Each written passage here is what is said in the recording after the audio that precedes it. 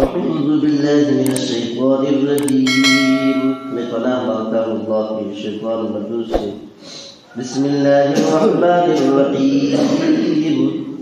شروع کرتا ہوں اللہ کے نام سے جو بڑا مہربان نہایت رحم والا ہے.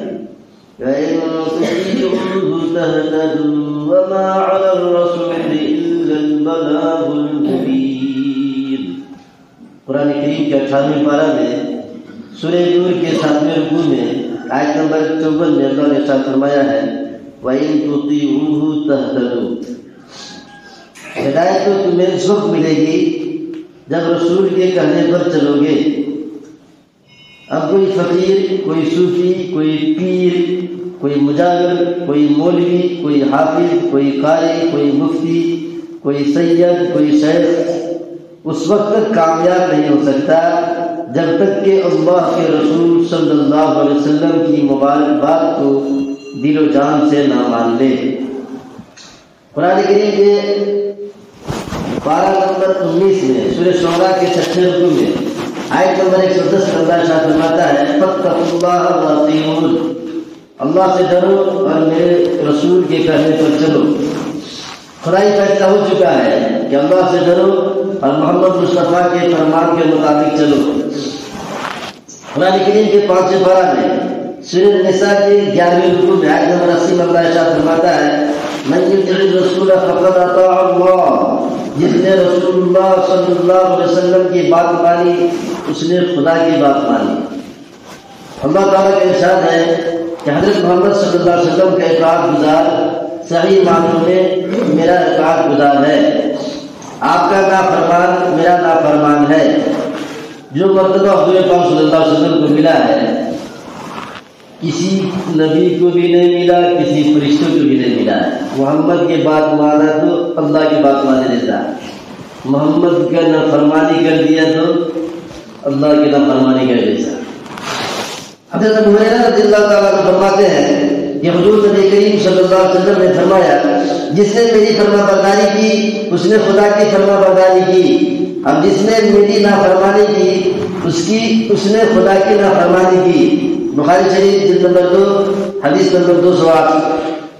اللہ پاک سے محبت کا دعویٰ اس وقت قابل قبول سمجھا جائے گا جبکہ اللہ تعالیٰ کی بات کو دل و جان سے مان لے. اور اللہ پاک کی بات یہ ہے کہ میرے محبوب صلی اللہ علیہ وسلم کی بات مان لو. اب جو کوئی حضور صلی اللہ علیہ وسلم کی بات کو مان لے گا اس کے لیے کامیابی ہی کامیابی ہے.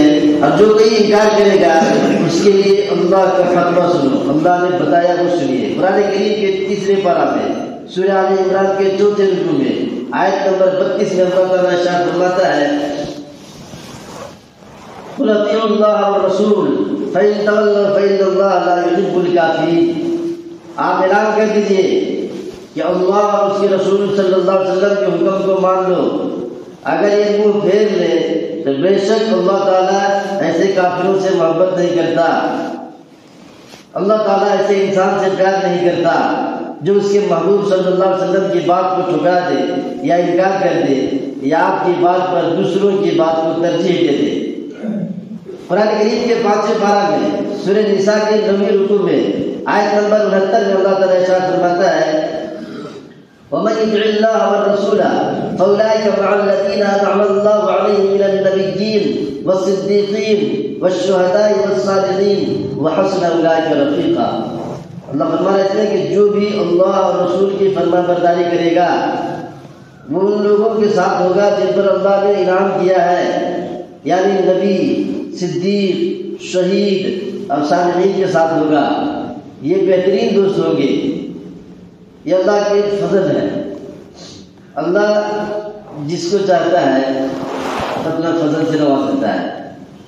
ایک کتاب ہے مرتویہ، ابن مرتویہ، اس میں لکھا ہے کہ ایک شخص حضور پاک صلی اللہ علیہ وسلم کے پاس آیا اور کہنے لگا یا رسول اللہ صلی اللہ علیہ وسلم میں آپ کو اپنی جان سے بھی زیادہ، اپنے اہل و عیال سے بھی زیادہ، اپنے بچوں سے بھی زیادہ محبوب سمجھتا ہوں.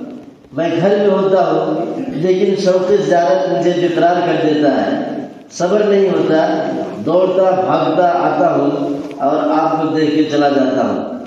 لیکن جب مجھے آپ کی اور اپنی موت یاد آتی ہے اور اس کا یقین ہے کہ آپ جنت میں نبیوں کے ساتھ بڑے اونچے درجے میں ہوں گے، تو ڈرتا ہوں کہ پھر میں حضور صلی اللہ علیہ وسلم کے دیدار سے محروم ہو جاؤں گا۔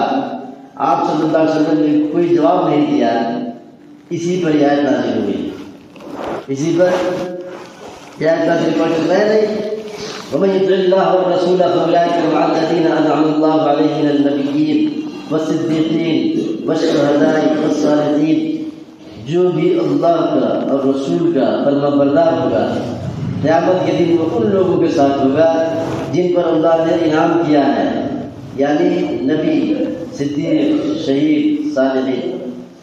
تو یہاں اللہ کے رسول کی بات مانیں گے تو قیامت کے دن اللہ کے نبی کے ساتھ رہیں گے، اور اگر نہیں مانیں گے تو دیکھ نہیں پائیں گے۔ اللہ کو دیکھنا چاہے پیوٹ ہی کیوں نہ ہو، شرابی، کبابی، کافر، پنڈت، مجاور، چرچ میں رہنے والا، کہیں گرودوارا میں رہنے والا، سب کی دل میں تمنا ہے کہ ہم اللہ کو دیکھیں۔ اب دیکھے گا کون؟ تمنا تو سب کی ہے، سب چاہتا ہے کہ ہم اللہ کو دیکھیں، اللہ کو دیکھیں۔ دیکھے گا کون؟ جو جنت میں جائے گا بس۔ تو جنت میں جانے کے کام کے لیے اللہ کو دیکھنا ہے تب، اور اگر جنت میں جانے کے کام نہیں کریں گے تو پھر دیکھ ہی نہیں پائیں گے۔ اللہ تعالیٰ بذات جنتیوں کو دکھائے گا، دیدار کرائے گا، اور اللہ کو دیکھ لیا تو سب کچھ بھول جائے گا، خود اپنا بھی پتہ نہیں لگے گا ہم کہاں تھے، کیا ہے، اپنے آپ کو بھول جائے گا، دوسرے کیا رہے گا۔ اللہ کو دیکھ لیا تو اپنے آپ کو بھول جائے گا، دوسرے کیا یاد رہے گا۔ تو دیکھنے کی تمنا سب کو ہے، دیکھنے کی تمنا اس وقت پوری ہوگی جب آپ جنت میں چلے جائیں گے۔ اس لیے جنت میں جانے کے کام کریں۔ اللہ تعالیٰ سب کو سمجھنے کی، عمل کرنے کی توفیق عطا فرما دے، آمین۔